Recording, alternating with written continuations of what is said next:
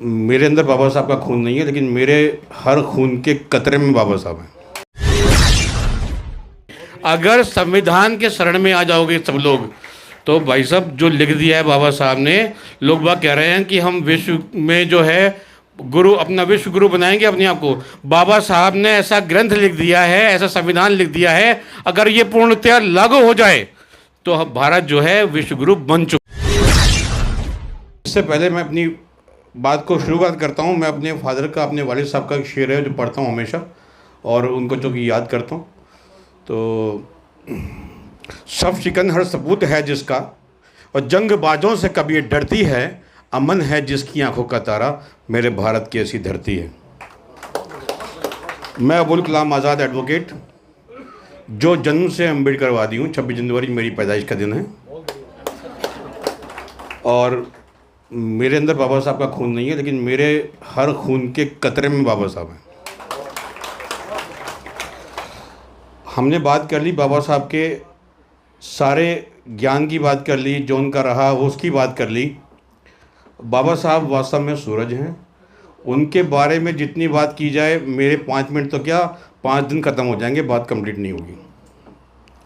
तो मैं अब बात करूँगा कुछ और तरीके से। अगर माहौल जहरीला हो जाए, अगर माहौल जहरीला हो जाए तो हर जानो बदन को खतरा है। खुद माली नोच डाले फूलों को, खुद माली नोच डाले फूलों को, तो अपने चमन को खतरा है। औलाद निकम्मी हो जाए तो घर के धन को खतरा है, और सरकार निकम्मी हो जाए तो हमारे वतन को खतरा है।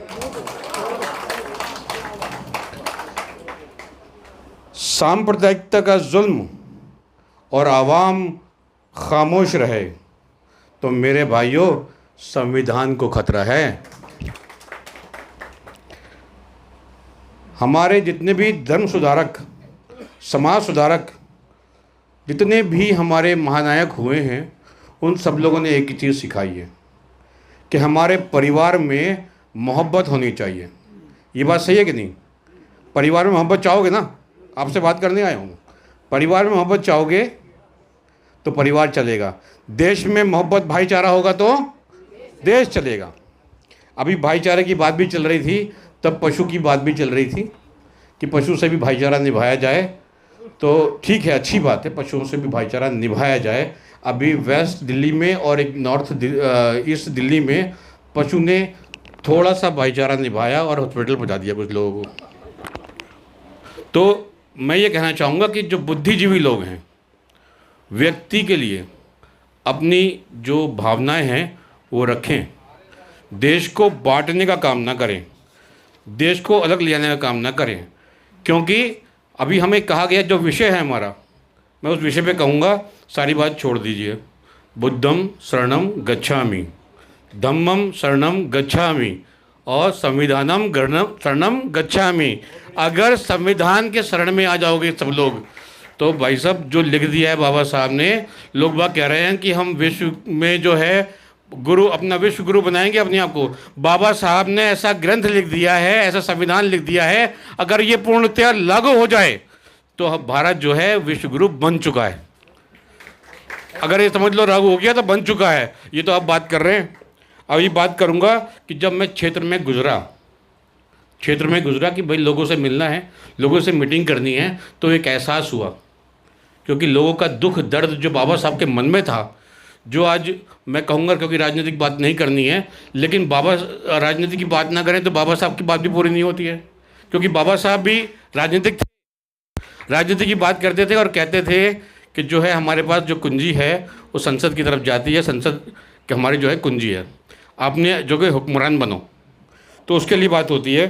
तो जब हम पहुंचते हैं तो वहाँ एक महसूस करता हूँ मैं, वो थोड़ा सा लिखा है, अभी बैठकर ही लिखा है कि कांपते बूढ़े हाथ जब बदन को छूते हैं।